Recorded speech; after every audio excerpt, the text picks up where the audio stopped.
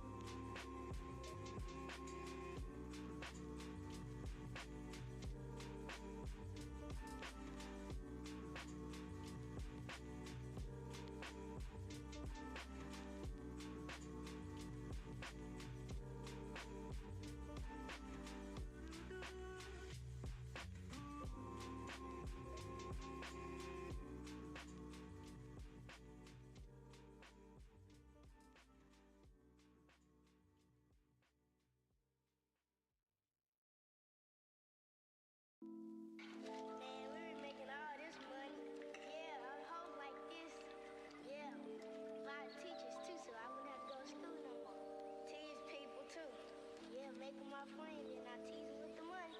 They'll be my friends more often also. Yeah, we have all this. We can be rich. We'll be going around teasing women and stuff. Yeah, selling candy, getting money. Just selling candy, getting money, making the greenbacks.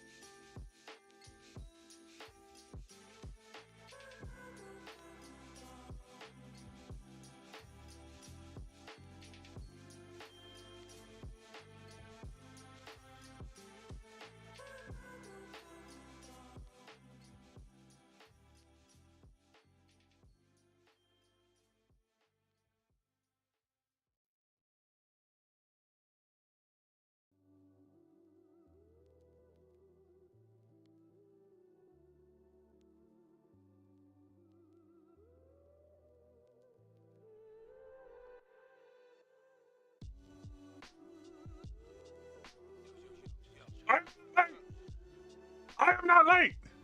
And also, hello there, chat. How's everyone doing? Hello there, Reality Zen. And hello there, Tomboy Enthusiast. How's everyone doing? I am not late. I am a wizard. Okay, wizards are never late. They show up just exactly when they mean to, okay? That's how that works. That's how that works. But anyway, chat, how's everyone doing? Hello there, Sledge. Excellent. How's Dingus? Dingus is doing alright. I, weirdly enough, woke up at a good time. Which is unusual. I usually wake up like 30 minutes before stream, which I shouldn't be doing. But I actually woke up a couple of hours before stream, which is great.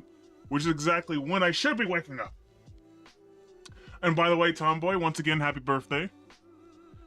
I hope you're having a glorious birthday yourself.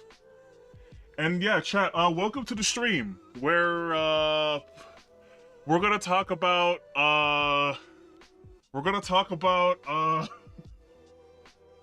got nothing. I have absolutely nothing to present. It's just me, in my owly form. We're just here, we're just talking. I don't even know what the fuck to even talk about right now. I usually like to plan certain topics. But you know what? I wanted to try out something different where I actually do. I mean, I technically did this before, like on Valentine's Day, where I was supposed to talk about like romance options in video games, and then that never happened, and we started talking about 3D balls. that happened. I don't really know if something like that will happen again, where 3D balls comes the fuck out of nowhere, and then that just becomes the main topic. Well, no, that even become the main topic. After 3D balls, we then started talking about, I think, anime, and I brought up a Scotch, which was like the mecha basketball anime. And then, I don't even know what happened after that. I think we started talking about, like, shit that we should not have seen as kids, that we saw as kids. It just kind of happened. And also, I see Reality Sen went to the Rumble side. Smart man, smart man. Let's see here. It's all very warming to get all the birthday wishes and messages from everyone. Well, it should be, because, well, it's your birthday, Tomboy, and we like having you around. Happy birthday, Tomboy. Never tell anyone about me saying people will come ever again. But Sledge, what did you mean by that, though? What did you mean by that? Ah, yes. 3D balls are kind of romance options. I mean, true. They are very much so romance options. Especially with all the innuendo happening in the back. Like, it's not, like, the concept of the game itself is already funny as fuck. But it makes it, what makes it even more funny is all the dialogue and stuff whenever, like, you get, like, hits in with your characters in that game. I'm just like, what is this game? And I don't know if someone in chat said this, or if it was, like, in the comment section of the video I was watching, but someone said that was, like, the most Sega Genesis game to not be on Sega Genesis. Or something along those lines. Let's see here. I just try and guess which side is going to have more chatters. The problem with multi-streaming. Yeah, I get that reality. It does vary a lot depending on like who shows up today. And generally speaking, I think with me, I think most people tend to be on Rumble nowadays. Which is what I would prefer, because, well, Rumble is the superior platform, in my opinion. Given that I am more free to say what I want to say, and the faster I can get away from Twitch, the better. And, hello there, Jabin. Jabanu, how you doing? Dingus, who's this Haley everyone is talking about? Oh yeah, Nikki Haley. I'm not gonna lie, chat, I haven't fucking been paying attention to anything that bitch was doing. I have not in the slightest. I am quite out of the loop in that regard.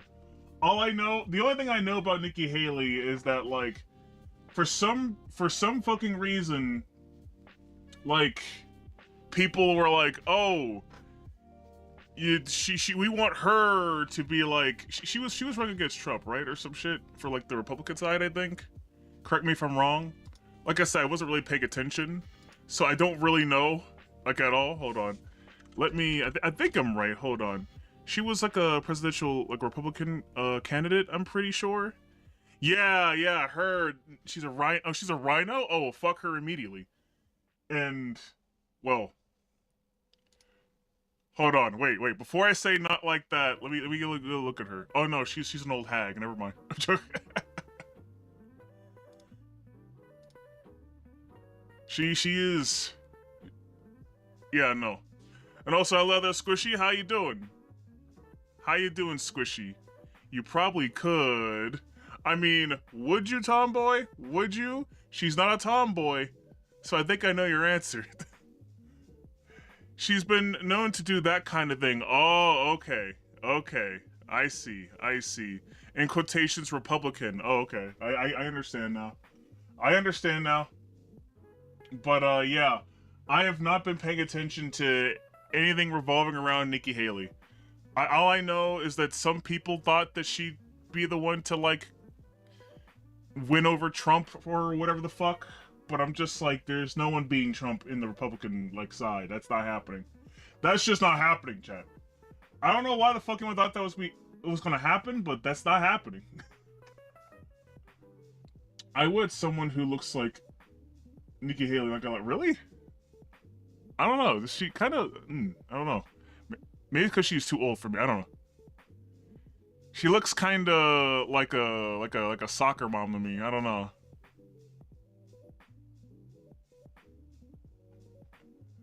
Wait, what are we doing, guys? We're not women. We're not gonna fucking talk about the attractiveness of goddamn presidential candidates. Alright? I mean, listen, Squishy, I like myself some MILFs too, but, like, I've seen better MILFs. I've seen better MILFs than this. Okay? But yes, I don't know why anyone thought she stood a lick of a chance against Trump. I don't know. I kind of just only see Trump as, like, the only real Republican, like, candidate, honestly. It's just kind of how I feel. A bit controversial, but most people are sheeple? That's not a controversial take, Jabanu. That's a very cool take. That's like one of the coldest takes of all time. Like that take is so cold. You're starting a fucking ice age. Most people are sheeple. That is not a hot take. That is not controversial in the slightest. The conspiracy theory people are simply, for example, sheeple of Alex Jones.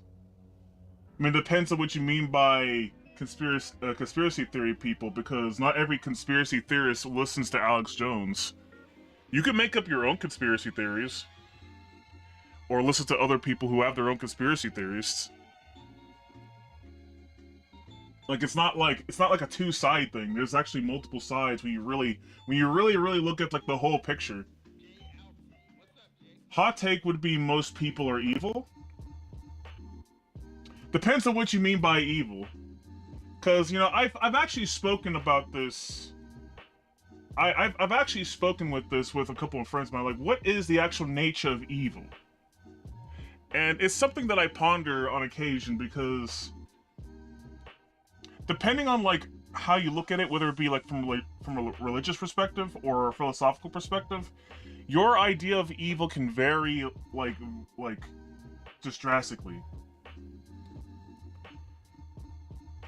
Like generally speaking, in my opinion, and this is just what I have so far, I would say evil is like peak selfishness to the point where you are hurting your fellow man just to essentially benefit yourself. Whereas good essentially is you're benefiting everyone in some type of way. And I mean actually benefit, not like, you know, selling drugs or anything like that. That's not really benefiting the fucking public at all. That's just, you're hurting the public in that regard. I think there can be objective definition of evil. I mean, I agree too. Squishy, honestly, I do believe there is an objective definition of evil. It's just that in order to like find that objective definition of evil, we need to understand the nature of man first. Because unless you understand what it is, like what is actually good for like human beings as a whole, then you're not going to understand like what is necessarily bad for human beings as a whole, or what we should be doing and what we should strive to be doing for the benefit of the whole human race and shit like that. Not that I care, because I'm a human. I'm not human. I'm an owl, so I don't really care what happens to you humans. I'm safe. I'm good. You humans do whatever you guys want to do. I'm good. I'm good. Anyway. Let's see here. But most alternative news people don't suddenly awaken and use their own minds. They simply choose a new leader or herd, thus herd mentality, sheeple. I'm not sure exactly where you're going with this, Jabanu. Because even if you say, oh, because these people have decided to go with this other group of people, that doesn't necessarily say that they are necessarily part of a herd. Because here's the thing, Jabanu. Majority of people are tribalistic by nature, I would say. Like, I would say it's part of human nature to always want to have a sense of belonging and be a part of a group. So, if you at least have the ability to, like, look at all the groups that are available and choose what you think is probably the best for yourself, then that's not necessarily a bad thing, I don't think. As long as, you know, you use your fucking, you know, logic and reason to decide which is best, and it also aligns with your moral values. I don't see anything bad with that, honestly. Let's see here. I imagine in broad strokes it would be malicious disregard for others, usually for selfish benefit. That's kind of what I'm leaning towards, Tomboy. Like, it's such like a degree of like not giving a shit about your fellow man to a point where you would actively essentially choose like which human beings in your opinion are just garbage, regardless of wherever their fucking like their moral values are or their genetics or whatever. You're just like, they're trash, I'm great, I will fucking decide that you are to be eradicated from the earth and that I am the great, I am God, and blah blah blah blah blah. essentially, if you ever take like a position of like, I am God in some form or fashion, I think that would probably make you evil. But I don't know. The morality thing is something that I've always contemplated for a while, and I'm still not really quite sure how to reach that objective standard for what evil is. I do think that for like generally speaking, I think most people know what evil is. Like, communists are absolutely evil. There is no doubt about it. Communists, holy fuck. Especially if you read the goddamn Communist Manifesto, that book is just evil incarnate. Holy fuck, they're not even hiding it either. They're just like, we will subvert your culture, destroy everything you love and cherish, and holy fuck, And it also makes sense when you actually know like the life of like Karl Marx himself. He was a very, very, very pathetic man. And a misanthrope. So yeah. Yeah, that's a perfect example of someone who's objectively and ontologically evil. And also, chat, maybe one day I'll probably read the Communist Manifesto on stream. I've actually been meaning to do that at some point. Actually, I've been meaning to, like, read some books on stream again. I kind of miss doing that, not gonna lie. Because I do want to get better at, like, just reading, reading a book, not fully, but, like, reading certain sections and then, like, going into a discussion about what I just read. I think that might make for some interesting streams. Your stream? Wait, what? What do you mean your stream? You mean our stream? No, hell no! Get the fuck out of here! See if I can do it. Our stream. No, this is not our stream. This is my stream. Okay? Private ownership is good, actually. Okay? Private ownership is actually a good thing. Fuck off, communist. Anyway. There's a lot of stuff I missed here. I imagine, wait, hold on. Simply put, we can't. It's easy for me to see the Punisher and, Rorschach. I always fuck up that guy's name. Rorschach. Shawshank Redemption. But other people think not transing kids is evil, so my moral relativism. Yeah, well, sorry, Sledge, but those other people who think not transing kids is evil are fucking wrong. They are absolutely wrong. They are objectively wrong. I don't give a shit what those weirdos fucking say, okay? Okay? Transing kids is evil. Fuck it. I'm saying it on Twitch, too. Transing kids is evil! Transing kids is evil! The fuck out of here! Kids cannot decide what their goddamn gender is! These little shits like to pretend that they're dinosaurs sometimes! You think they have the mental capacity to think that they are the opposite sex? No! They're kids! Let them have fun and be dumb! And then when they grow up, then they can decide what the fuck they are. Wait, what? Wait, hold on, wait. Let's talk about Malak. Why is Malak being... what the fuck? The sacrifice owl ball? What in the fuck? What in the actual fuck is going on? This is what, chat, this is what happens. Chat, this is what happens when I don't have a fucking goddamn, like, topic to talk about. Weird shit gets said by me, and weird shit gets said by you guys. What is even happening? I'm, like, skipping all over the chat right now. Hold on, let me try to, like, reel this back and see what you guys are saying. Okay, let's see here. D&D second edition... The D&D second edition, evil is the best definition of evil. I'm gonna have to look that up. Tomboy used brushstrokes initially, but I dismiss that as first look as someone, and I look at them as they truly are. Evil as a bad anagram of live, or live. Good equal doog. I'm not tribalistic, GFG. I'm a nice anarchist, so I'm hated throughout the world. Okay, grunts in Iran. You'll hate this. Democracy is a preferable system to communism. You'll hate this. Democracy is a preferable system to communism, yet I hate mob rule. The mob is a huge set of imbeciles voting for the ruler. The Malak speak. It's hard to find perfect balance. I don't like that lady who put Gorilla Glue in her hair has the same voting power. Yeah, I agree, Tomboy. Why is Tomboy the only one speaking sense here? And Sludge too, obviously. I heard an ordinary gay bloke say things about LGBT something, whatever. Crazy as fuck. I nearly spat on the monitor. Keep that, alphabet stuff away from our children. Yeah, I agree. That shit should be away from children. That should not be near our children at all. Also, going back to what Reality Sen said, the D&D second edition of Evil. Hold on. Sorry. D&D second, yeah. Let me look up, D&D, the D&D definition of evil for second edition. Let me see here. Because now I'm curious. What is their take on evil? D&D second edition. I will find you. Edition. Evil. Let me see here.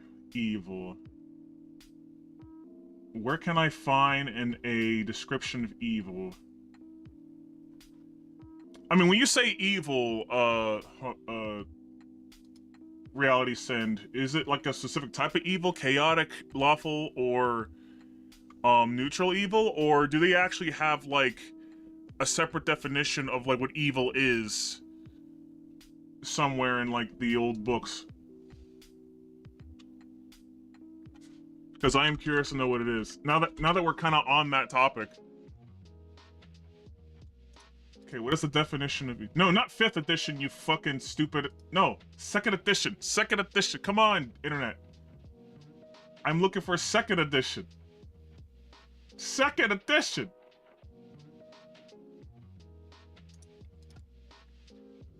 Okay, evil... Where the hell is it? Hold on.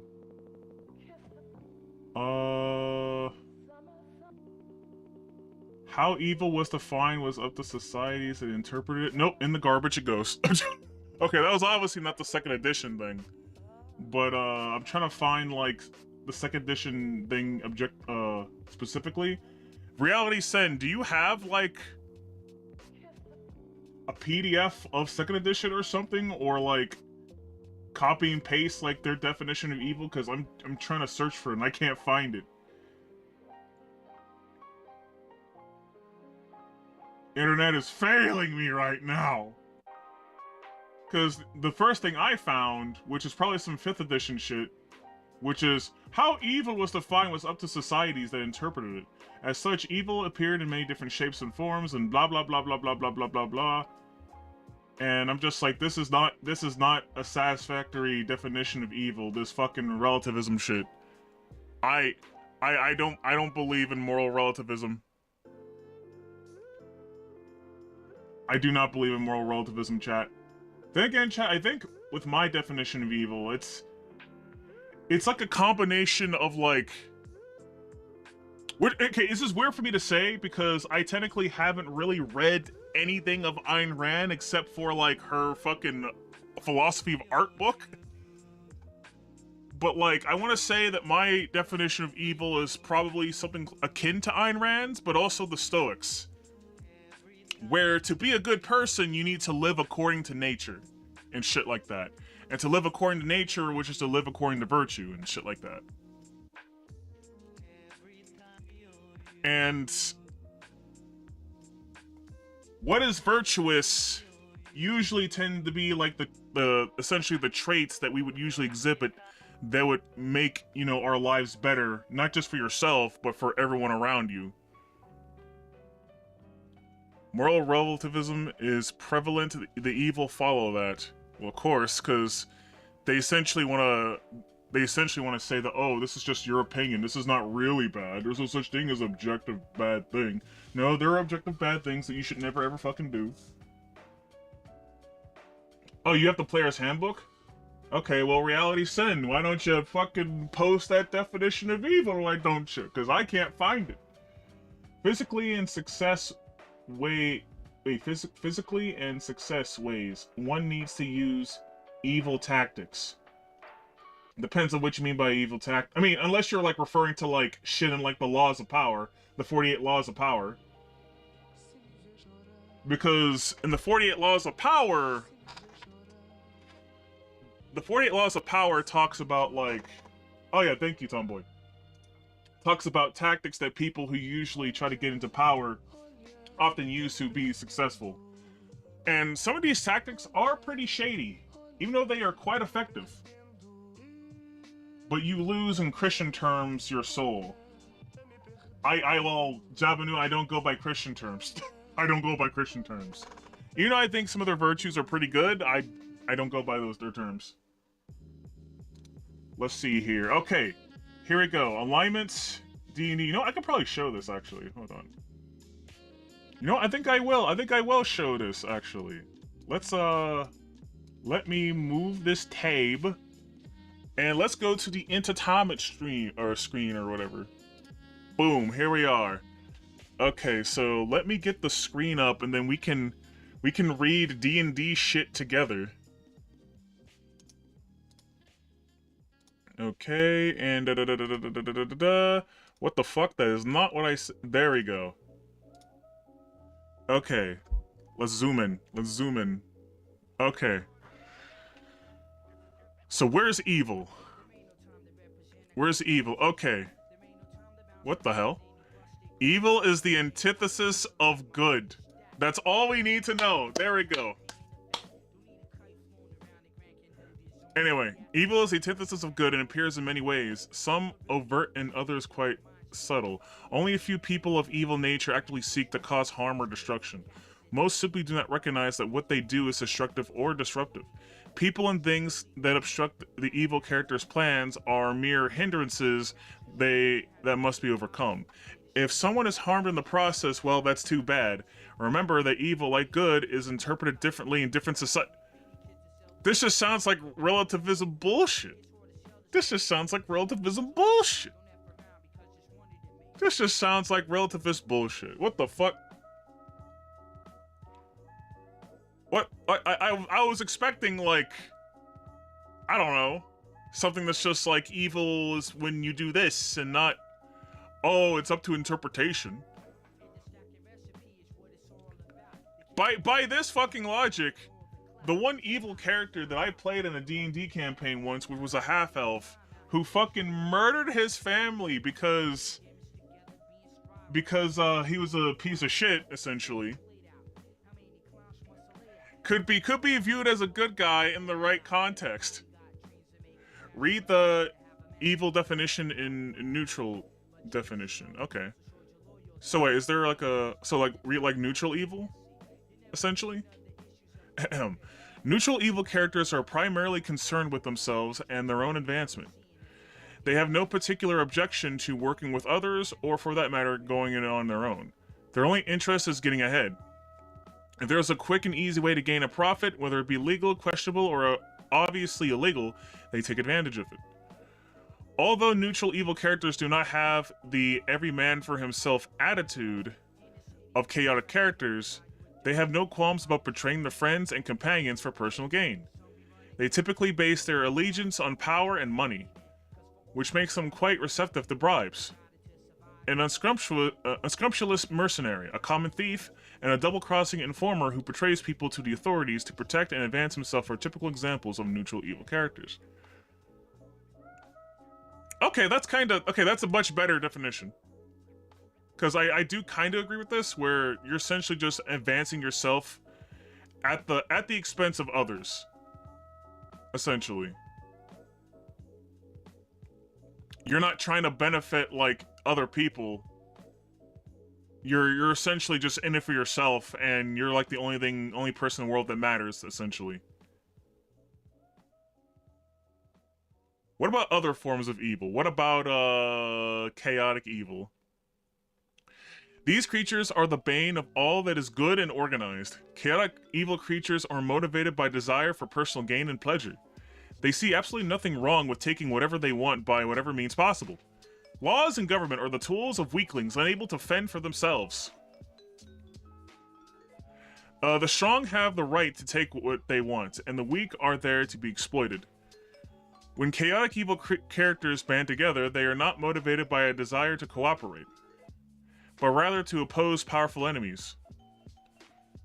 Such a group can be held together only by a strong leader capable of bullying his underlings into obedience.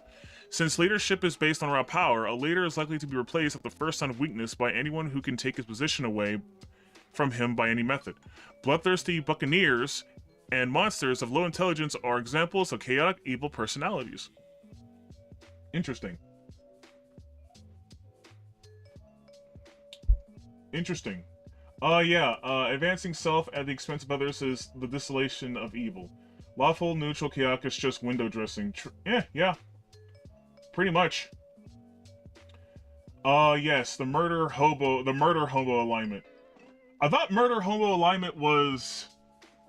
I mean, chaotic evil is murder hobo, but I know some people also call chaotic neutral murder hobo. Though I would say chaotic neutral is more... Like, chaotic neutral characters are also pretty selfish, but they don't necessarily go out of their way to fuck over people, I would say. Also, what's this here? I was always attracted to those narcissistic / psychopath people rather than the ordinary. So you like the dark triad trait motherfuckers. I see. I mean, we all have our dark triad traits. I probably have a couple of dark triad traits myself. But anywho, I didn't read lawful evil. These characters believe in using society and its laws to benefit themselves. Structure and organization elevate those who deserve to rule, as well as provide a clearly defined hierarchy between master and servant. To this end, lawful evil characters support laws and societies that protect their own concerns. If someone is hurt or suffers because of a law that benefits lawful evil characters, too bad. Lawful evil characters obey laws out of fear or of punishment, because they may be forced to honor unfavorable contract or oath they have made. Lawful evil characters are usually very careful about giving their word. Once given, they break their word if only they can find a way to do it legally, within the laws of society. An Iron Fist, a tyrant, and devious, greedy merchant are examples of lawful evil beings. Chat, what alignment do communists belong in? Oh yes, the US politician alignment. Because clearly communists, they have evil easy. But do you think they're lawful? Do you think they're neutral, or do you think they're chaotic? Given their very subversive nature, I don't think they're chaotic. Because chaotic is just like crazy, like bloodthirsty fucking weirdos in the forest somewhere fucking planning to like eat your corpse or some shit. So I don't think they're chaotic. They're definitely either neutral or lawful. That's just my opinion. They are absolutely either lawful evil or they're chaotic neutral evil. Now, granted, they're all about given the communistic like worldview, they want to like subvert society and change the rules. So would that technically make them lawful evil? Because they essentially want a lawful like place, but they want the laws to like only benefit them essentially. But with the fact that they're subverting it, make them neutral evil instead. I think it depends, because what if a communist says and believes that they are doing good? I mean, Tomboy, all communists think that they are doing good. They're wrong, but they do think they're doing good. Lawful evil, if you think about the Soviet Union having corrupt laws. Yeah, that's kind of what I'm leaning towards as well. I'm just like, they're definitely on the lawful evil's end, I would say.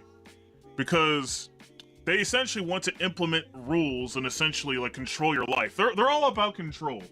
I would say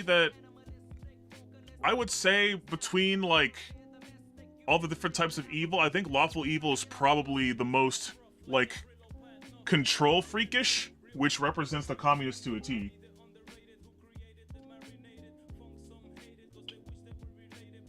Lawful evil is above legal, and legal is based on it. Yep. Evil doesn't require self-awareness. Exactly.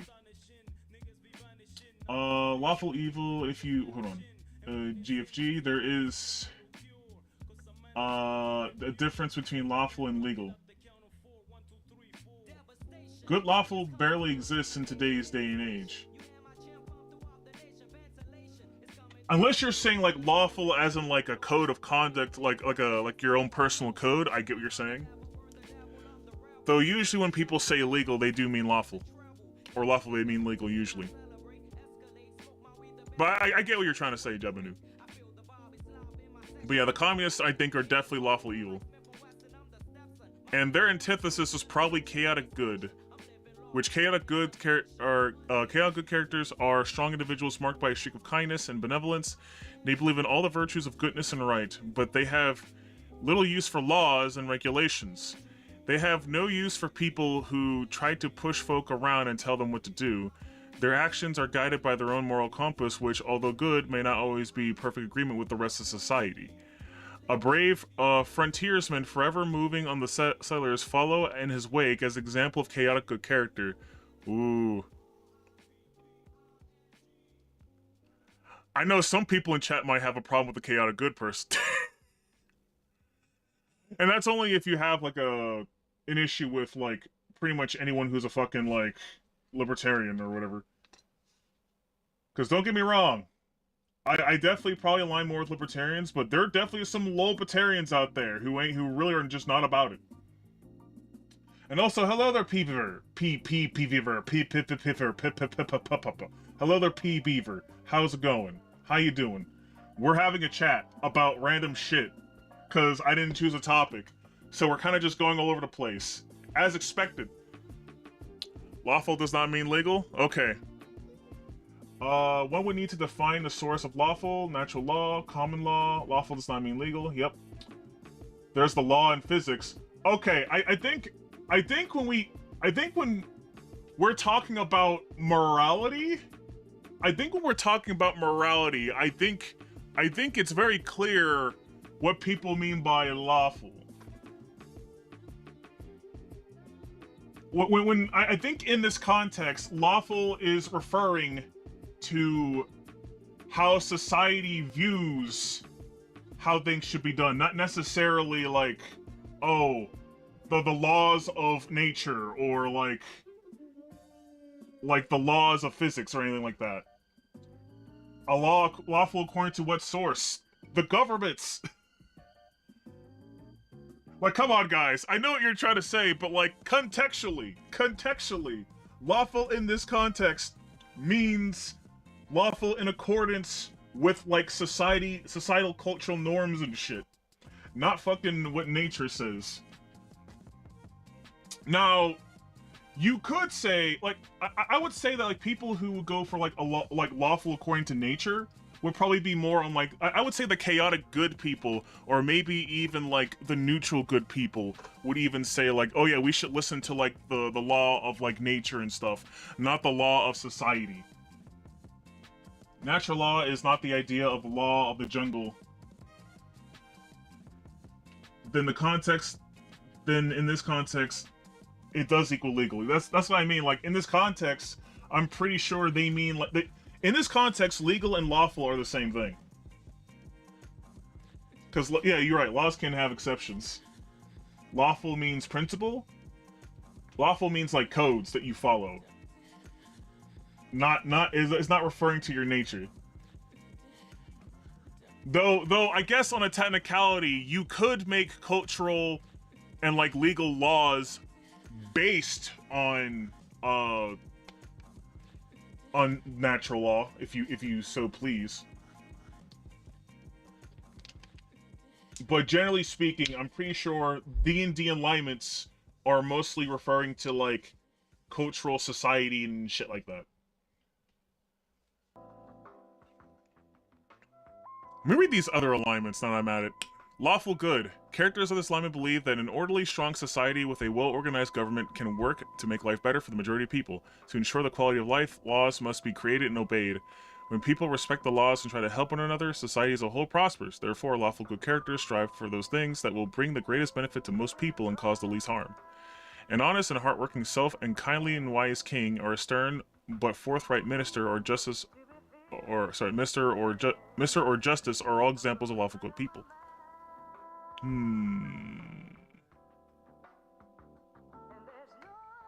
I disagree with Squishy about self-awareness. Evil, it has intent and purpose.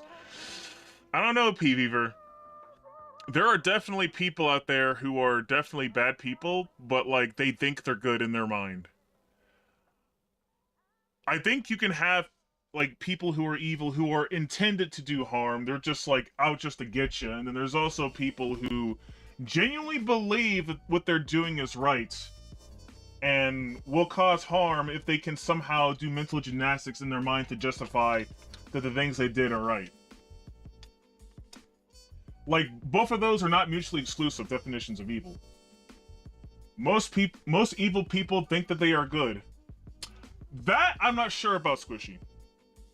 See, okay, here's my hot take, chat. Actually, you know what, Squishy, you might be right, but here's my hot take, right? There's two types of evil people, right? There's the evil person who's essentially the ignorant slave of the tyrant. And then there's the evil people who are just the tyrants themselves. The evil people who control things from the shadows, and then the evil people who work for those tyrants. Where essentially the tyrants sell the fucking sell the dumbass people like a dream that's, if they really thought about it, is quite unobtainable, but they believe in that dream so much that they fucking just decide to do it and will stop at nothing to make sure that their version of utopia comes to fruition, even if they're being controlled. Now, don't get me wrong, that doesn't make them victims, because they are still, at the end of the day, capable of realizing that the tyrant's talking shit, and because they didn't realize it and caused harm, they're still responsible for what they fucking did.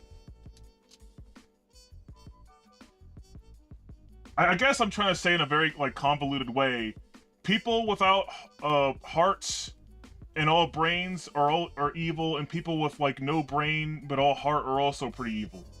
But for different reasons. So the sheep and the wolf? I guess that's another way to put it. Because the wolf is definitely, like, I guess you could say the mastermind of everything, but, like, the sheep is probably doing the most damage just by the sheer, like, by the sheer number that they have. Essentially, you know, tyranny by majority. And I guess the wolf would be like tyranny by minorities. Or an allowance for mental illness. Wait, I guess my argument for what your actions cause unknowing harm while your intentions were pure? I mean, I would need an example. Because, I mean, if your actions are causing harm, generally speaking, then those are evil actions. Now, does that make you evil as a result? Potentially? I'm not sure. These are ranging variations, offer a good discussion possibly, but good versus evil is not that complex. I mean, good versus evil can depend on the context, I would say. Like, obviously, there are definitely instances of, like, black and white. Like, if I look at these two sides and look at them objectively, one is definitely just fucking evil. But there are cases of, like, well, the other person's only doing this thing for X reasons, and that's why they do it, because they kind of have to. Like, I do think that black, white, and gray exists in terms of morality, but it really depends on, like, what's going on. Like, you need to look at the full picture to really understand who's black, who's white, who's gray. But we need to go above balanced polarity. Honestly, it makes me think that we need Spec Ups the Line stream. Is Spec Ups the Line on Steam? Or did that get taken down? Because I've heard really good things about Spec Ups the Line. I played a demo of Spec Ups the Line, like, many years ago, and I quite enjoyed it, but I never bought it. And I think it was on Steam at some point, but then got taken off for some reason? But I could be wrong. Evil is a lack of love? I would not put it like that, Jabanu. I don't think that's true, because there are many people who do crazy fucking shit because of quote unquote love. So that's definitely not a good definition of evil, a lack of love. I'm pretty sure there's a lot of people who would like to tell you they have all the love in the world in their hearts for their fellow human beings, and then they turn out to be misanthropes. So that's a terrible definition. I mean, fuck! The communists, or like every single goddamn communist or lefty or fucking like postmodernist or whatever will fucking tell you, oh, I have like love for all my fellow human beings, except for this particular race of people and this particular sex of this particular sexual orientation. So no, that doesn't work at all. Such as a well-known evil laugh. Hold on, a true evil likely loves the effort of their work. I guess, I don't know. Might have to watch a full playthrough. It was a good story. For instance, let me use an example from my D&D game. We had to liberate a city that was enslaved by a lesser god. Upon killing him, the entire city was destroyed, and a greater evil restrained by the god... restrained by that god was released. An example mentioned earlier was Scorpius from Farscape. Since then, the entire continent has become enslaved. I mean, in that case, you... like... I wouldn't necessarily say you were... I mean, I don't know. Your campaign is kind of reminding me of my first campaign, which I have explained on stream multiple times. I would say like 2 or 3 times now, but I'll explain my my one D&D campaign again, because I do find my very first D&D campaign to be very interesting. Which was like, essentially, to give a TLDR of my first campaign story, we were a group of adventurers that came together to essentially stop an evil trickster god that was essentially causing hell weather for like the world and shit. And during our journey, we found out we discovered 2 methods of defeating this evil trickster god. And one of the methods was okay, we can guarantee a kill on the trickster god with this one ritual, but we would have to kill off 1/3 of the planet.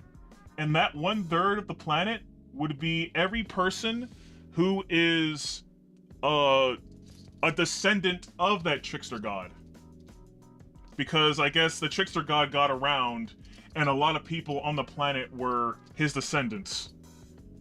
And apparently, a third of the planet were his descendants, apparently, including everyone in the entire party. So we would be killing ourselves and a third of the population of the planet for the sake of saving the two thirds from this evil trickster god. And that would guarantee that, you know, he would be gone and the world would return to normal. And the other method was the mystery method, where we have absolutely no idea what the fuck would happen. Like, it was essentially a gamble. Like, 50-50, it could be better than the method we knew about, or this other method could make something worse. And then our party, which was like a band of 6, got into a heated argument about what we should do. There was team, we have to sacrifice ourselves for the greater good, and then there was team, no, we need to try out this other method, which we don't know that might work in order to stop this trickster god. And then then the final battle was essentially a 3v3 PvP battle, which was fucking amazing, by the way. That was, to me, that's one of my most peak experiences with D&D. And that was my first, too. But yeah, chat, who would be the good guys in this situation? Because they're all trying to save the world, but one side is going to sacrifice a third of innocent people in order to save the majority of everyone else, whereas the other side is fighting for another method that they don't know will work and could potentially make things worse. So who are the good guys in this circumstance? Because the intentions are the same, but what they're both willing to do is different. That was an amazing chat, by the way. Both sides can be evil. I mean, evil in what necessary way? Can you go into more detail, P. Viver?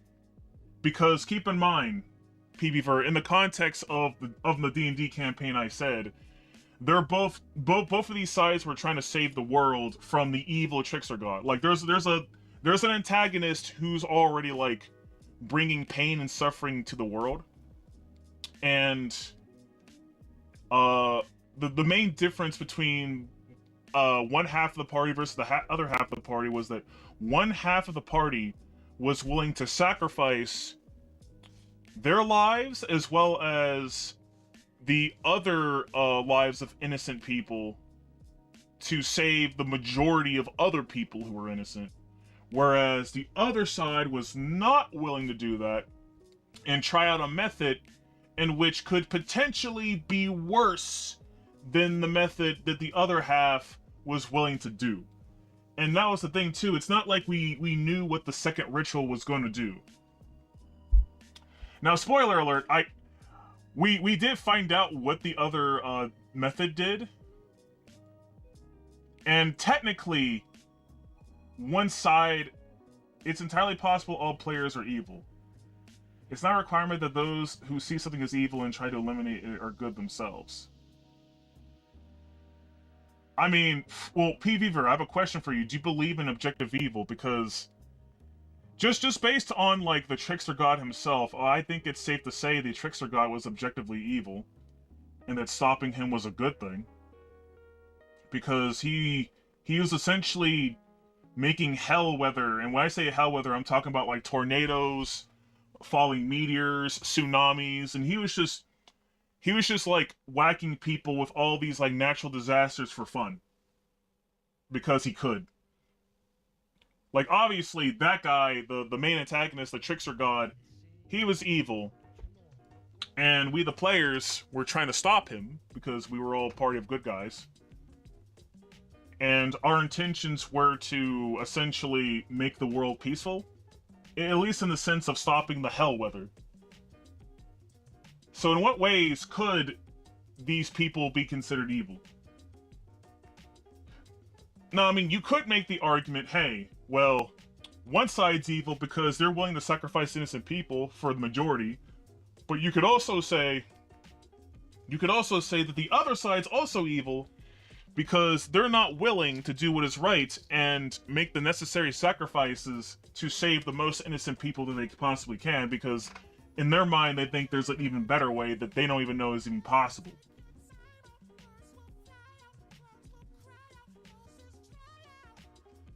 Evil, like many terms, means different things to different groups or individuals. I mean, it can, but like, I think that there is a common, what's the word I'm looking for? I would say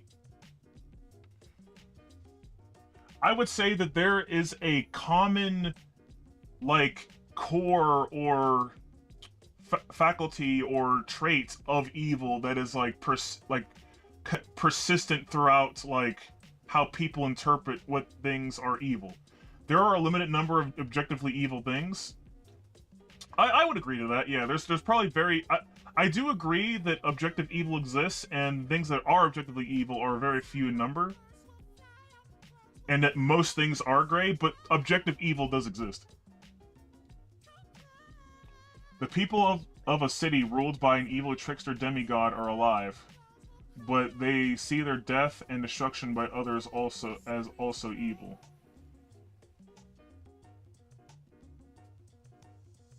I mean, well, keep in mind in the thing that I said, the evil trickster god, he's his own faction. Even the people who are his descendants are not really on his side. Like, he's just pure chaos. He's just having fun murdering for the sake of doing it, because he's like, I'm above you mortals. I'm gonna have fun watching you all squirm as I make natural disasters happen across the globe. Not on his side, but they're alive. True, I guess they are alive, but for how long though? Because even if they decide to, like, work under him, right? There's no telling when he might just get bored and be like, okay, well, you're dead too.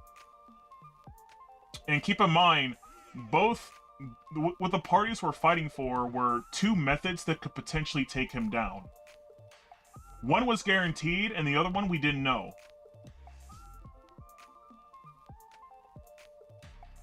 An effort to take him out that results in complete destruction is not necessarily an improvement. What if people are willing to accept is a different question. I mean, true, because I'll also repeat this. The stakes were essentially a third of the planet. Like a third of the pop... Okay, when I say a third of the planet, I don't mean like a third of the planet's gone. I mean like a third of like every living being. Essentially, think of like the Thanos. Like if you watch the fucking goddamn stupid Marvel movies, right? The fucking Thanos snap, right? Essentially, a third of the people would be Thanos snapped, and they'd be fucking gone, but we would have gotten rid of the Trickster God.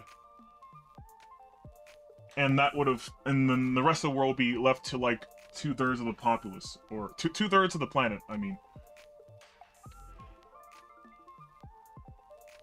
The people of society may have preferred living and suffering under the rule rather than be saved at the hands of a different faction.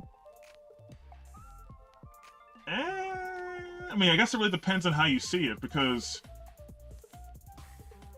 if you're, it depends on what kind of suffering we're talking about here. Personally, I'd pick the safer 1/3 option. Okay. Honestly, chat,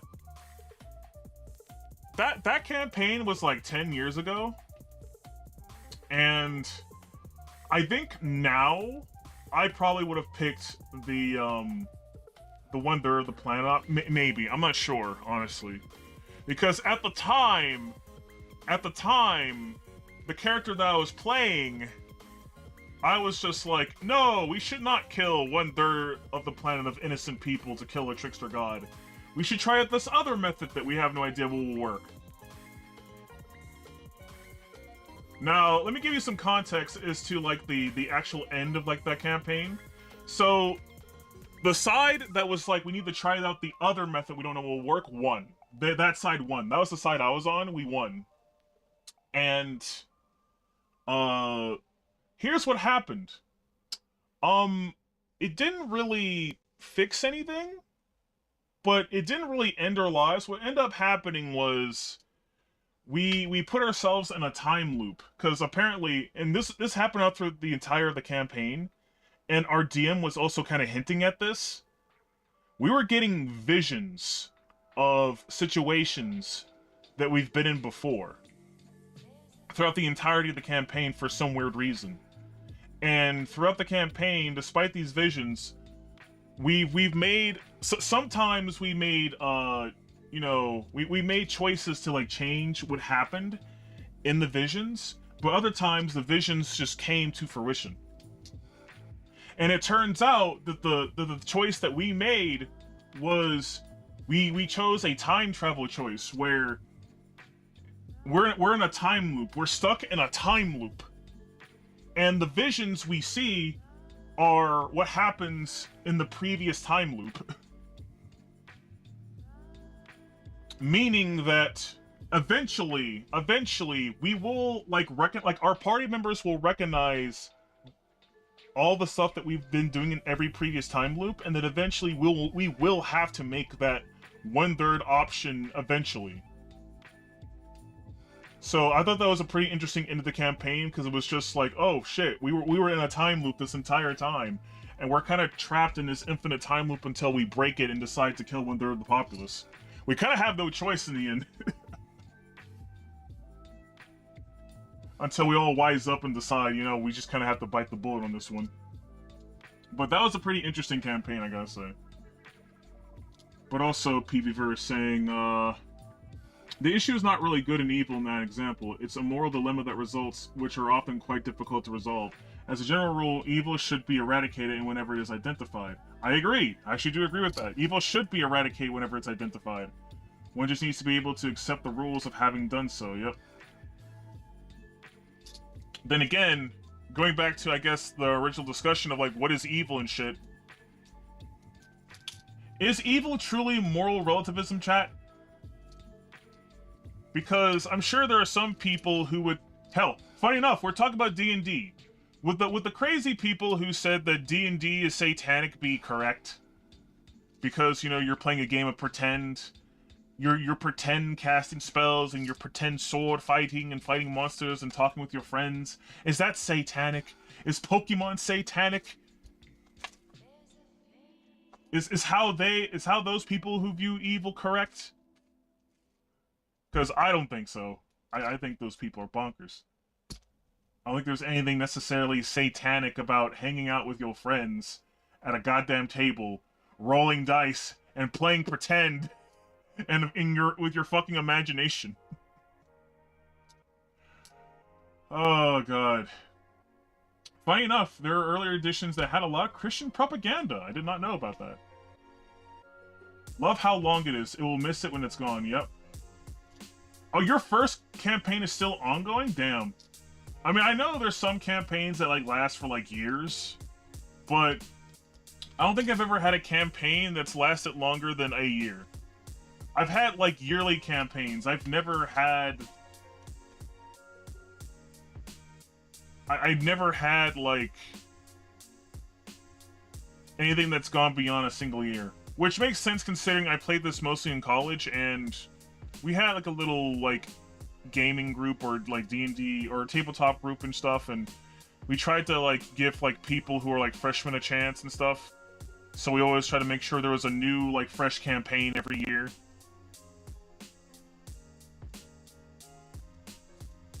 Anyway, like atheist characters didn't really exist in lore and their souls were tortured.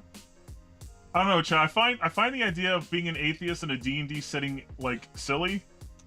Because it's D&D. Gods are, like, actually real.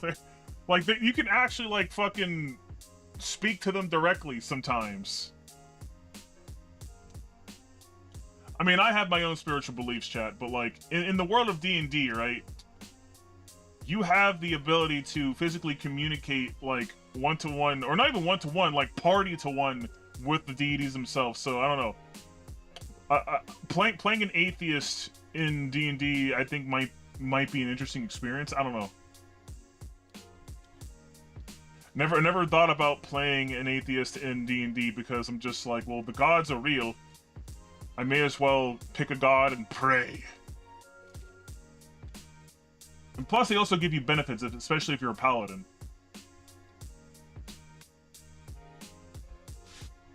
But anywho, chat, I think we explored the idea of, like, morality in D&D, and I guess morality in general enough, because evil is one of those things that I try to... well, it's not that I study evil specifically, and also... Thank you for the $5, PVver. I am glad you enjoyed the stream. High five on discussion streams. I watched for a while. I find this to be content with good potential. Well, thank you. I appreciate it. I hope to see you more often, PVver. But anyways, I was saying, I guess I'm less so more about searching what evil is and more so searching, like, what good is. What does it truly mean to be human? Those are, like... That was actually probably the question that started my philosophical journey. And, like, my spiritual journey, too. Because there's so much... Oh, you're here often, but just rarely chat? Okay, that's fair. But anyway, like, there's, like...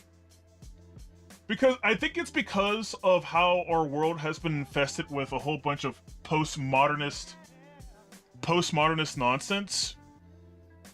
I've been trying to see if there's, like, any, like, objective, like, truth to, like, anything, and that's when I really discovered, like, Enlightenment era stuff. And, like, modernist stuff, and also Stoicism, Buddhism, Epicurism, fucking other philosophies from, like, you know, Western fucking, from, like, the ancient West and the ancient East. Taoism, Confucianism. I've been studying this shit because, like, I'm trying to, like, find, like, a consistency of, like, what it truly means to not only be human, but also to be a good person. And there are some consistencies that I picked up. Actually, I think I made a note of, like, some of these consistencies themselves. Actually, let me see if I can find them real quick, Chad. Hold on. I won't be able to show them on screen because, oh, it's on my phone. But, let me see here. I made, like, a little list of this shit. So what the fuck did I call it? I called it I think I called it like absolute truths. Like the thing that I called absolute truths were essentially ideas espoused universally by everybody, essentially. Like things that seem to be consistently true no matter where you are or what time period you're in.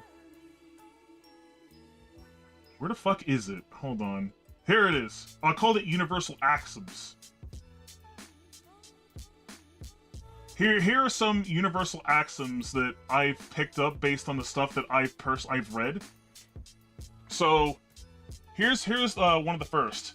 Sentient creatures are imbued with God's gift reason that allows us to contemplate our existence and understand the nature of things.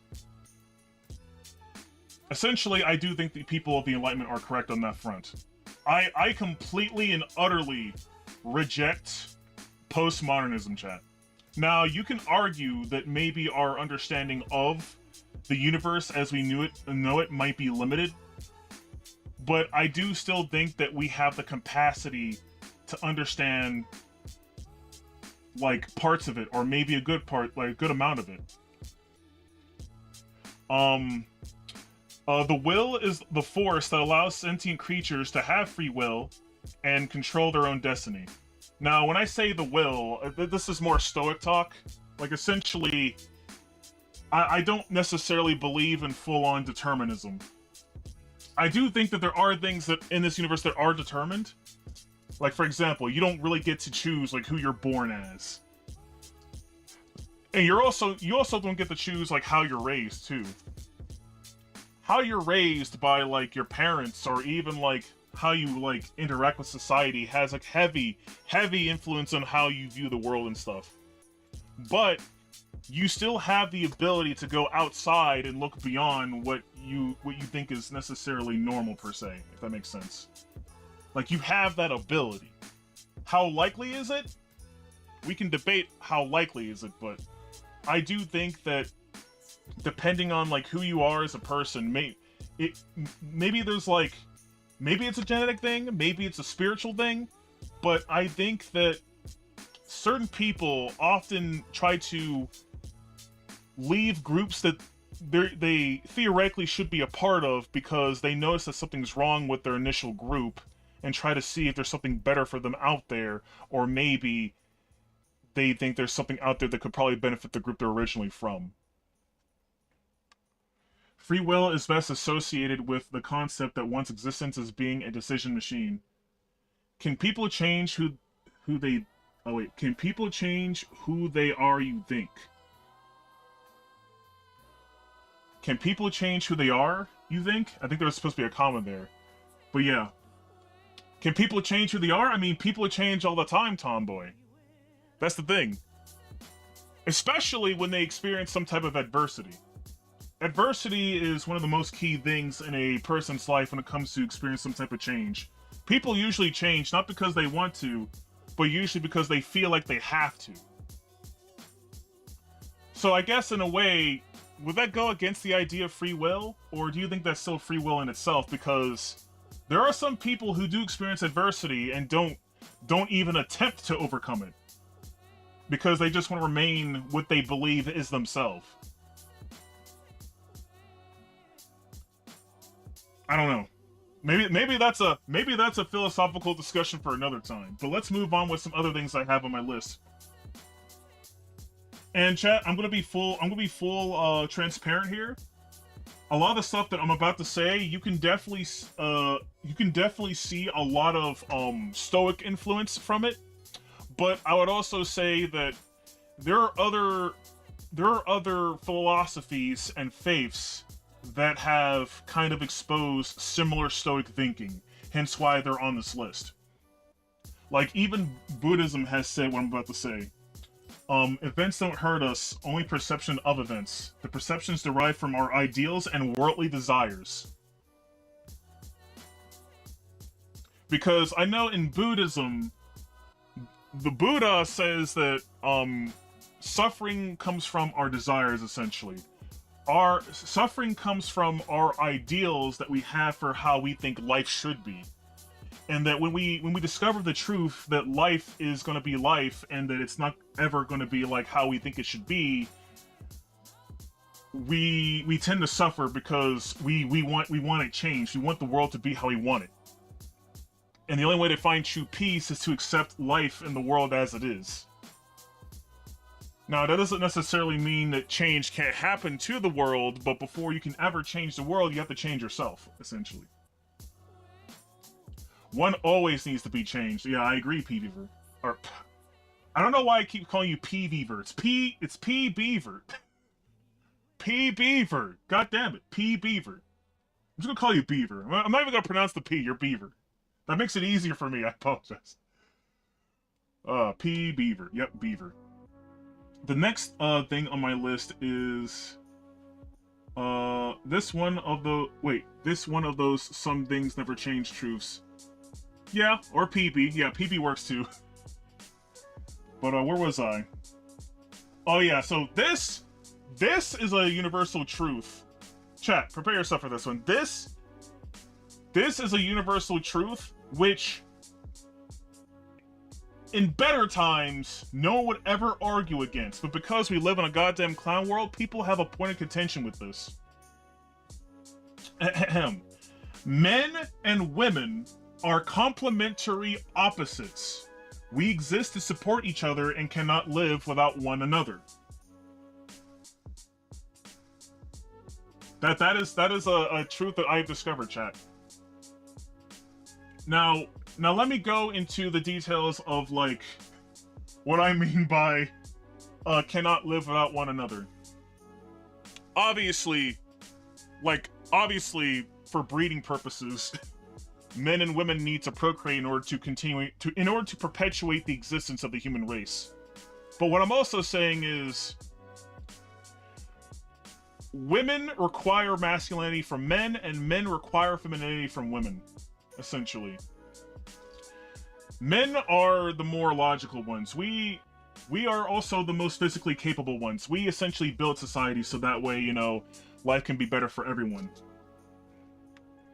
But we also need love, and we want love typically from a woman, and women are usually best at giving that love. And when men get that love, men get inspired to do amazing things for the world. And on the opposite spectrum, women not only need, men to generally survive because, well, they are the fairer sex. They can't, fend off most dangers by themselves. But women also generally need someone to admire. They need someone to look up to. Someone who can not only keep them safe, but also teach their children, good moral values and stuff. Because while women are the first teachers of children, men are the disciplinarians, okay? Men are the ones who say, no, this is how you fucking do it. This is what justice is. This is how you should act in society. There's a reason why there's a phrase that is, there's a saying that goes, men keep their sons out of jail and their daughters off of stripper poles, because it's true. We're the ones that install that, do right, aspect into people. Men haven't been head of the household for a long time. Yeah, I know, and we should return to men being head of the household. Because not only is it better for us as a society, but generally speaking, even though women have been gaslit to think that they want to be leaders, they don't want to be leaders. Women want a strong man to lead them. Generally speaking. Now, don't get me wrong, there are a few exceptions out there, because exceptions always exist, but exceptions don't make the rule, chat. And the sooner both men and women can understand their nature and not deem each other, and okay, not only when men and women understand their nature and also learn to not demonize each other's nature, can we come together and I think make, the world a better place, or make our societies a better place for the future of humanity and stuff like that. But anyway, I just had to go on a tirade a little there because I'm just I'm sick of this shitty fucking gender war that's happening Mostly due to communist subversion, I will admit. But people need to fucking understand that this is bullshit. Parents in theory offer the balance of soft and hard in character. They do. Anyway, moving on. The next truth, which I guess is kind of similar to the very first thing I said, but I think I made this a separate one because I think at this point I was a little bit more aware of what postmodernism was, and I was also kind of getting sick and tired of like relativism anything. So I think I said in this, truth is objective and real. Humans do in fact have the capacity to discover its nature. Like, we do have the ability to say, hey, this is objectively this way. There is no, well, no, in my opinion, it's actually like this. What are you talking about? We both see the same thing right here in real time. There's no debating about what we both saw, what we're both seeing right here, right now. Okay? There are things that are true in this world that are consistent. We know they're true because they're consistent for the most part. Okay? Like, I think, in my opinion, chat, I think consistency is one of the... It is a... How do I phrase this? Consistency is one aspect of truth. If it's something that happens, like, damn near 100% of the time, it's probably a fact. I would say. Depending on, the subject, but anyway, moving on. Living according to one's nature will bring happiness and tranquility. Now, let me go into detail about what I mean by living according to one's nature. Chat, I don't know if you believe this or not, but what do you think, Matt? What do you think affects hold on. Let me gather my thoughts here. What do you think affects a person's behavior more?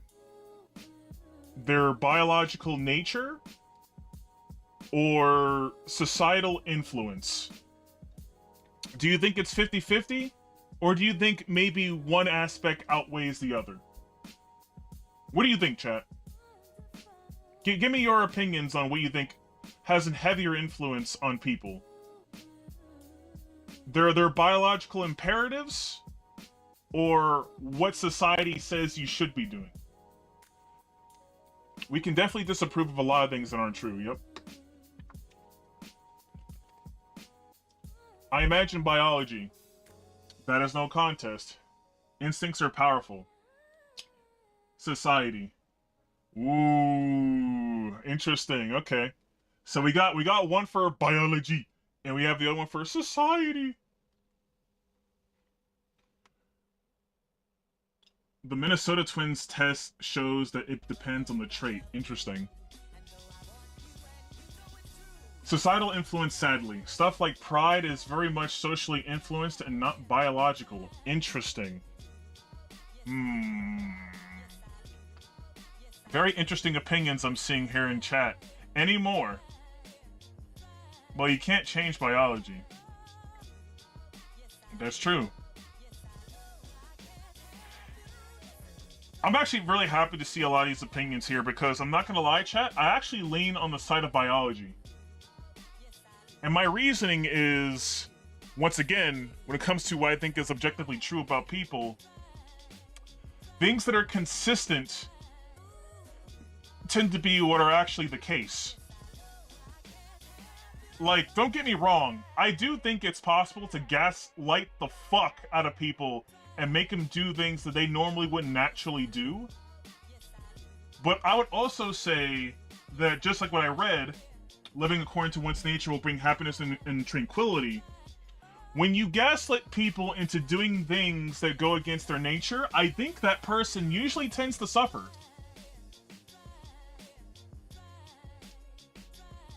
Biology is the myth of capitalism? Anyways, I was saying...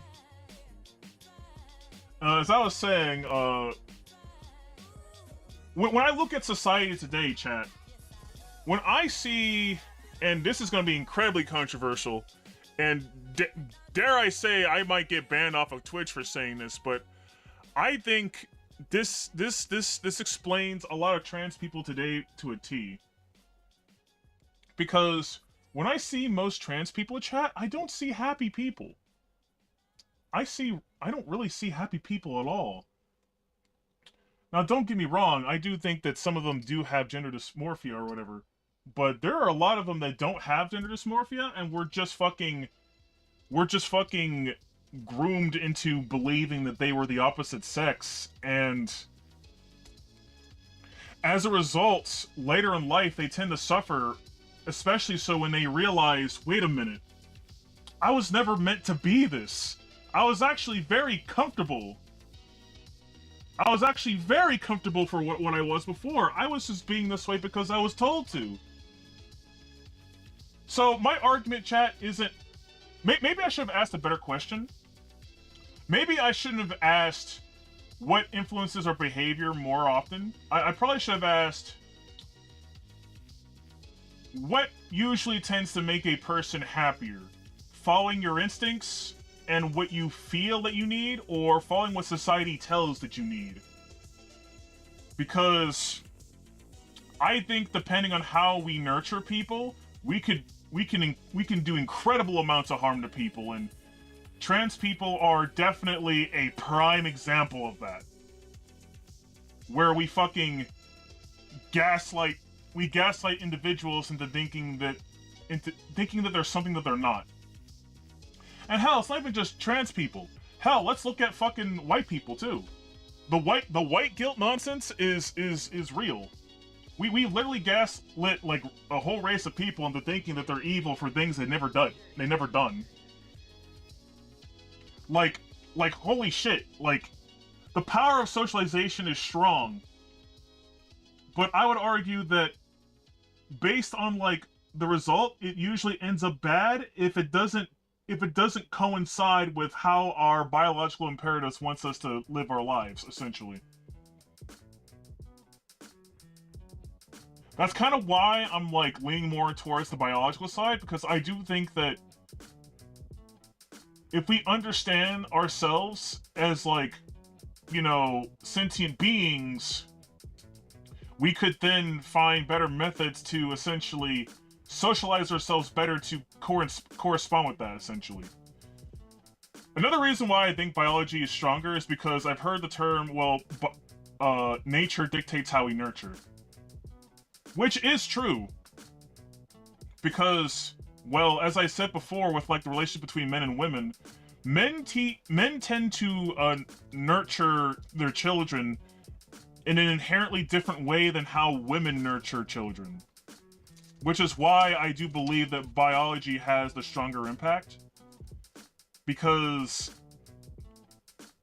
we have the inclination to teach the way how I think our biology dictates that we teach. If that makes sense. Also, let me read some of the chat because I'm missing a lot. Hold on. Let's see. You guys were saying there are things that go against societal norms, like the reject of gender ideology. Yep. Standing against the mob is not easily done, and most lack the courage. Yeah. People that look like a dude in a dress and see a dude. There are certain traits like schizophrenia and preferences that identical twins will have even when adopted and raised apart. But there are other things that are 100% environmental and not genetic. Brother, you are underselling it, I promise you. Transgender, it was a word years ago for a reason. Yep. The 42% thing. Trans surgeries. Oh yeah, people used to say just be happy with who you are. I feel bad for them. Once the illusion finally cracks for them, they will be left with less than nothing. They were just used in the end. Yeah. Yeah, it's Pizza Parker. It's really sad. Also, welcome, Pizza Parker. How you doing? It depends on the source of your happiness. Short-term society, long-term biology. Honestly, Reality Sin, that's kind of what I'm trying to get at. Like, I do think that society can like change your behavior tremendously, but like I think that if you're not happy with yourself, or if you're not like, if you're not content with life, your contentness is usually solely based on how you perceive yourself, how you perceive yourself based on how you were socially instructed or socially taught, I would say.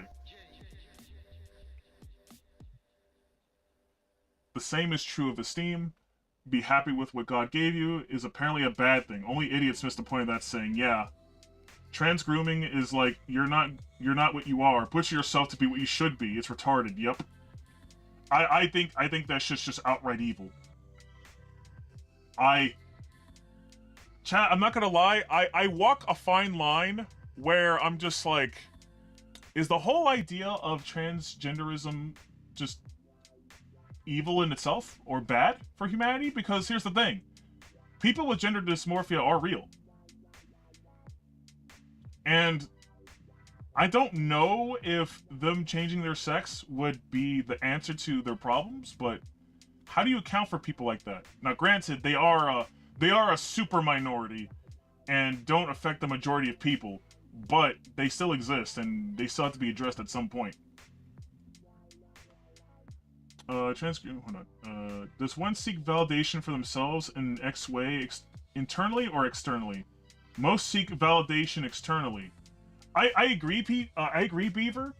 I agree that most people seek validation externally, but when they get that validation externally, they're still miserable internally too, and then they wonder why they're like depressed and shit.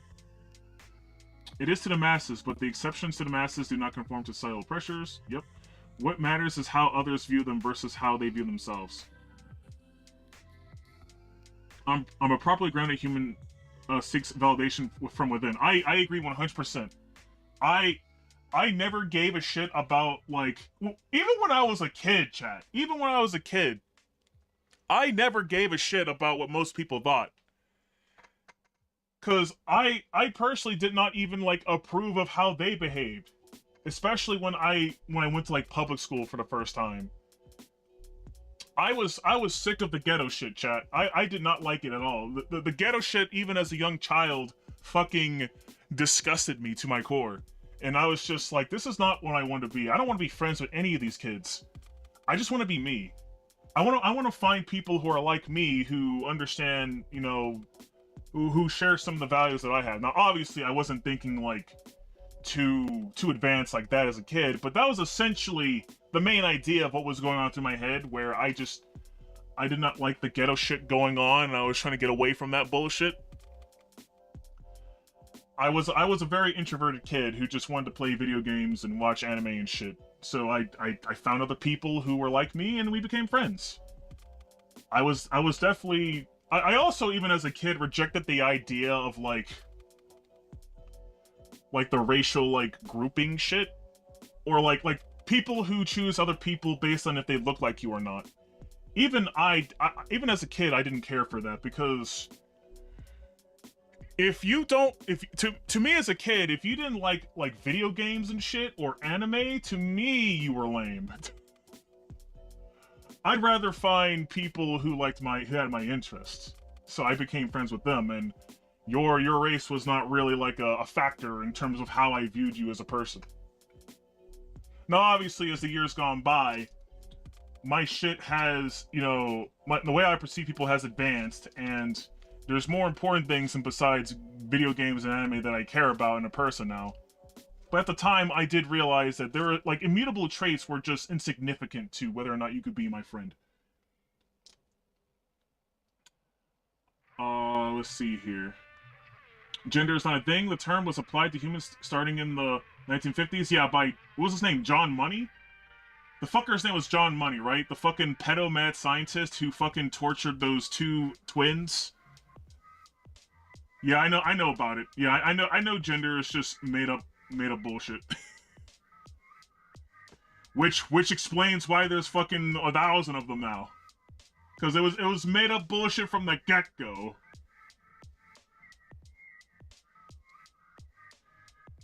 Let's see here. Many cultures don't even have separate words for sex and gender.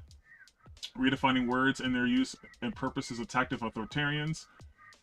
All cultures understand the difference between male and female. Either gender is not a thing, or it's the same sex as a thing. Yep. But anyway, chat. John Money and Alfred Kenny might actually be worth causing a time paradox. Wait, hold on. Sledge, remind me who Alfred Kenny is again?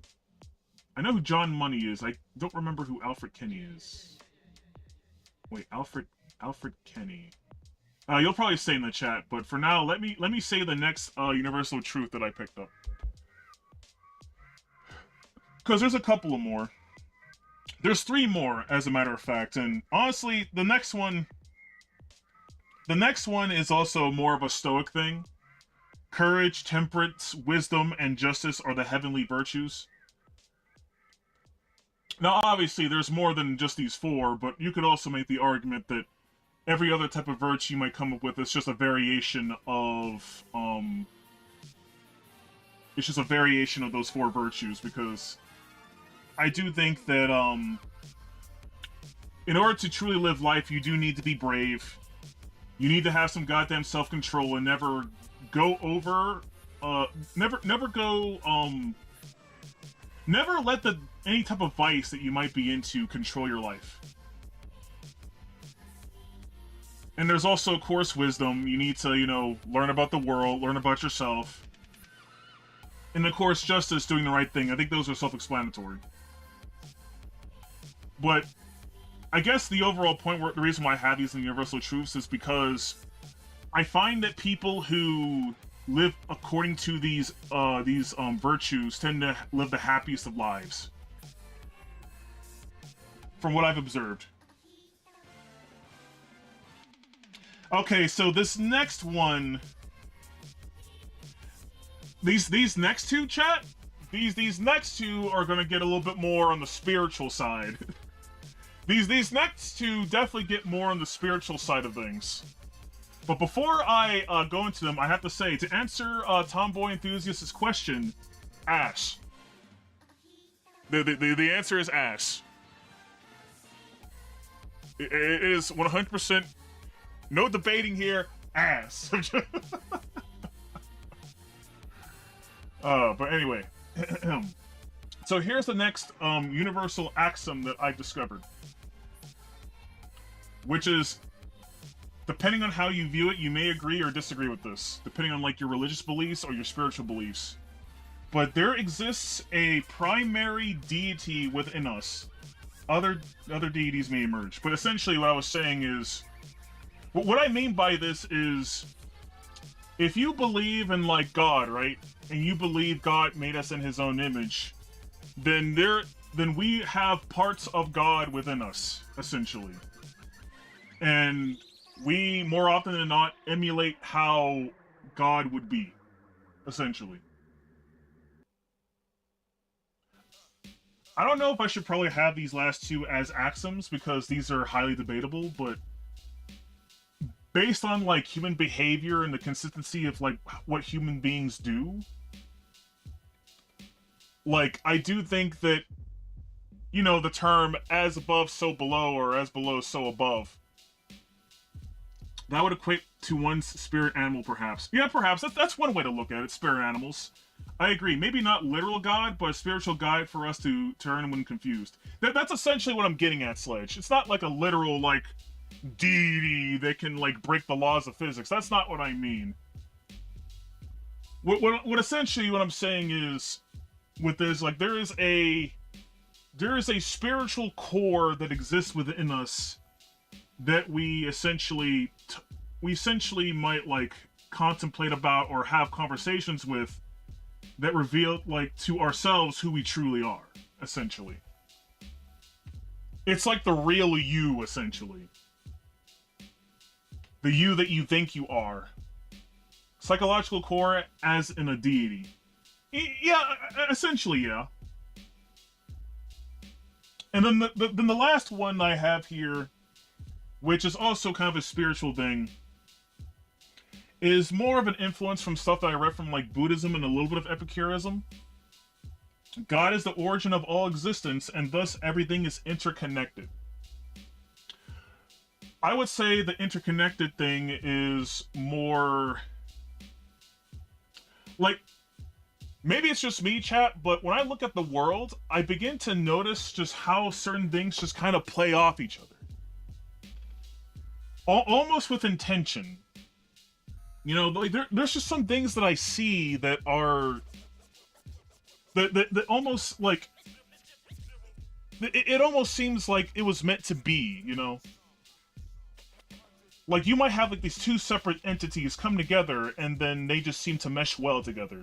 You know, it's kind of hard for me to really explain in like detail without going into spiritual mumbo jumbo land. But there are a lot of things that just kind of fucking just mesh well together and always seem to be consistent throughout life. And also, what is this? Ass is a universal truth because a woman with huge tits and no ass is not attractive. I agree 100%. I agree 100%. Just, I mean, don't get me wrong. I like me some titties too, chat. I do like me some titties too. But like, is it me or whenever there's a woman who, and I've seen women like this before, women who have like big tits, but they have no butt whatsoever. They just look weird to me. Like, I don't wanna fucking body shame these women, but just like, where is your butt? Where is your butt? Does it hurt when you sit down? Okay, chat, now we're getting into the goofy talk. After this fucking long stream of me talking about like what evil is and then me getting all philosophical about what I think universal axioms are, now we're just talking about ass. Chat, conversations like this is what's supposed. Okay, like the boobs versus ass thing. That's something that is intended for my future like alt tech streams where it's like fan service Fridays and we actually go into like a discussion about boobs versus ass and stuff. Hell, chat. As a matter of fact, I actually have a tweet saved regarding ass that I was gonna save for a fan service Friday, which I still will save because we are reaching that point of the stream where we're about to end it. So I guess I might end off the stream right now by saying, look forward to the alt tech streams that will be happening very soon, because as I made the post on Minds and Twitter, as soon as I beat Tales of Fantasia, every Friday and Saturday, alt tech. It's alt tech. So if you don't already, which most of you guys in Rumble already have, but if you don't already, make sure you make a Rumble account. Make sure you make an Odyssey account, a Minds account, and a Kick account, because those will be the only platforms that I'll be streaming to, and maybe P-Site in the future. Which, if you don't know what P-Site is, it's this site. But yes, I might potentially stream on that platform as well in the future. And these will be all tech exclusives. That means no Twitch, no YouTube, no Twitter. It'll just be the real ones on the real platforms saying whatever the fuck we want to say. Because let me tell you, I will go into detail about the ass versus titty discussion. And it will be on a Friday. And, you know what? I actually originally planned to have, like, my first, Dingus Discussion, or not Dingus Discussion, my first, Fan Service Friday stream just be all Simon and Kagura. But you know what we can do? We can have a Fan Service Friday, and we can do, like, 3 to 4 hours of talking about ass and titty. And then we can get into the Siren Kagura game, which, funny enough, is also about ass and titty. Because to quote a very based individual known as Kinshiro Takaki,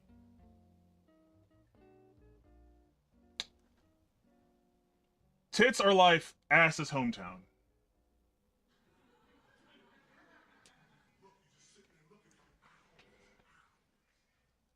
Rumble. Wait, what's this? Rumble chat only auto censor select racial slurs.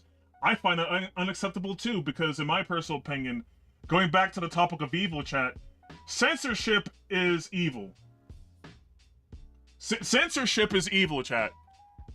I cannot for the life of me find any ethical use of censorship.